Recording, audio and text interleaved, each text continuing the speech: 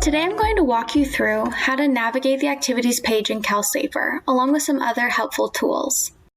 CalSAFER is a data management system maintained by the Department of Toxic Substances Control that operates as the information center for the regulatory activities of the Safer Consumer Products Program. Responsible entities, such as manufacturers, importers, assemblers, or retailers, who are responsible for complying with the SCP regulations, can use CalSAFER to submit any of the notifications or reports associated with compliance. So in order to get to the activities page, we're going to go over to our user icon and then click on activities. Some of the other options you see here, like communications and entities, we'll go over later in this video. So once you press on activities, you're going to see 5 options appear at the top of the page. The option to start a priority product notification or a petition, as well as to submit a comment, information call-in, or a cease ordering notification. I'm going to briefly go through what each of these options entail. So a priority product notification is the first notification you submit after DTSC declares a product you sell, assemble, import, or manufacture is a priority product. You can submit a petition if you'd like to add chemicals to the candidate chemical list or product chemical combinations to the priority product list. You can submit a comment during public comment periods of SCP documents.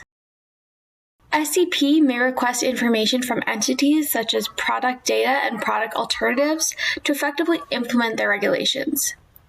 If SCP were to request this information from you, you would complete an information call-in. Lastly, SCP regulations require an assembler or retailer to submit a cease ordering notification when they have ceased ordering a priority product. So when you scroll down on your activities page, you can see the status of all the documents that you submitted. As you can see, I've submitted my priority product notification, but I haven't started my preliminary AA report, and I haven't submitted any comments, petitions, or information call-ins. For the priority product notification I have submitted, I'm able to add a user to this activity, view users and communications, and also view products. The first thing I'm going to go through is how to add a user to this activity. When you certify documents on CalSAFER, which is part of submitting documents, you are asked to add users that fit each certification description, such as a lawyer or business owner. To do this, we're going to click Add User to the activity.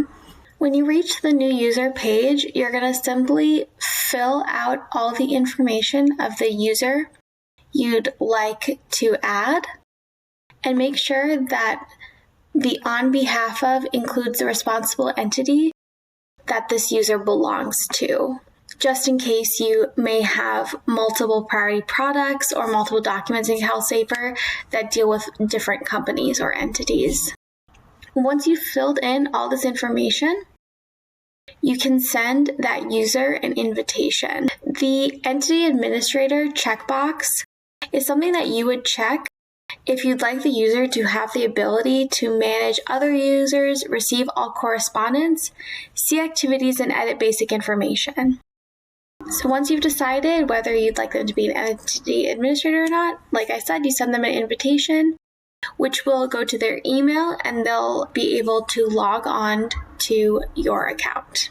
Back on the activities page, you can also view users and communications for each of your submittals.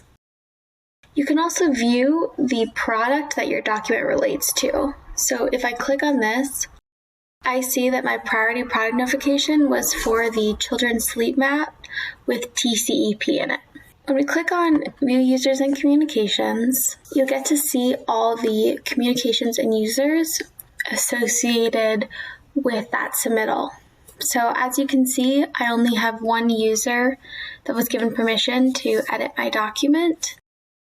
And then the only communication I have is that DTSC received my priority product notification on October 26th. Outside of the activities page, there are some other CalSAFER functions that are important for effectively managing your account. First, if you go to your user icon and then go to communications, you can view all the emails associated with your account. You can filter these by the date, the subject, your entity name, ID, and type. And if you click on one of these emails, you are able to either print or resend it. So another thing you can do is view the responsible entities associated with your account by clicking on Entities. If you would like to add an entity to your account, you just press Add Entity, fill out all this information, and then press the Create button. You can edit your account information by going to your user icon and clicking on My User Info. Then you would edit your account information by just pressing Edit and changing any of the fields you'd like to change. If you'd like to update your password or security questions, you're going to go to your user icon and press Security Settings. Then you either would edit your password or edit security question. And that is the end of this video.